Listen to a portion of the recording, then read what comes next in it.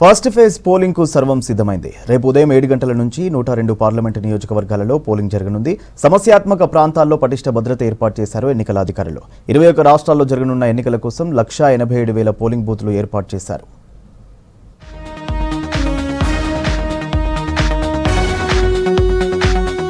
రేపు తొలి విడత లోక్సభ ఎన్నికల పోలింగ్ జరగనుంది.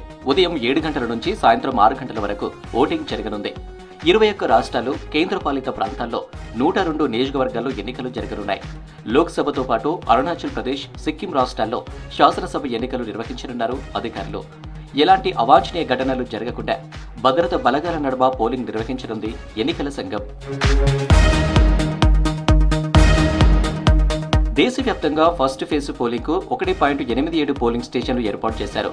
1.8 లక్షల మంది అధికారులు ఎన్నికల విధుల్లో పాల్గొంటున్నారు. 16.64 కోట్ల మంది ఓటు హక్కు వినియోగించుకున్నారు. 35.67 లక్షల మంది తొలిసారిగా ఓటు వేయనున్నారు. తొలి విడత ఎన్నికల బరిలో మొత్తం 1,625 మంది అభ్యర్థులు ఉన్నారు. 1,491 మంది పురుషులు, 134 మంది మహిళా అభ్యర్థులు తమ రాజకీయ భవితవ్యాన్ని పరీక్షించుకున్నారు. పోలింగ్ స్టేషన్లలో కట్టుదిట్టమైన నిఘా ఏర్పాటు చేసింది ఈసీ. ఎలాంటి రిగ్గింగ్కు తావు లేకుండా పారదర్శకంగా ఎన్నికలు నిర్వహించేందుకు ప్రత్యేక ఏర్పాట్లు చేసింది. ప్రతి పోలింగ్ స్టేషన్లో మైక్రో అబ్జర్వర్లు, అవసరమైన చోట వెబ్కాస్టింగ్ ఏర్పాటు చేసింది. మొత్తం 361 మంది అబ్జర్వర్లతో పాటు కొన్ని రాష్ట్రాల్లో ప్రత్యేక పరిశీలకులను నియమించింది.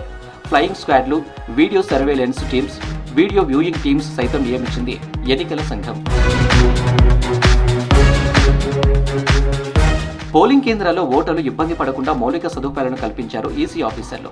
ఎండలు అధికంగా ఉండడంతో ప్రతి పోలింగ్ బూత్ వద్ద తాగునీరు, నీడను కల్పించే షెడ్, ర్యాంపులు, వాలంటీర్లు, వీల్ చైర్లు, టాయిలెట్లు, విద్యుత్ తదితర సదుపాయాలు కల్పించారు అధికారులు. ఓటు ఫ్రమ్ హోమ్కు కూడా కావాల్సిన ఏర్పాటు చేశారు.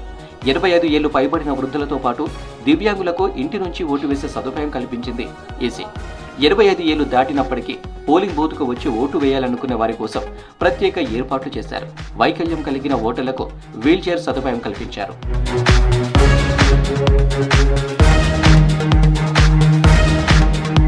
ఐదేళ్లకు ఒకసారి జరిగే సార్వత్రిక ఎన్నికలకు అధికారులు సన్నద్ధమయ్యారు.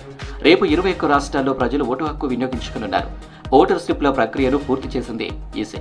ఓటర్ ఐడి మాత్రమే కాకుండా 12 ఇతర ప్రభుత్వ ఐడెంటిటీ కార్డులను ప్రత్యామ్నాయంగా ప్రకటించింది.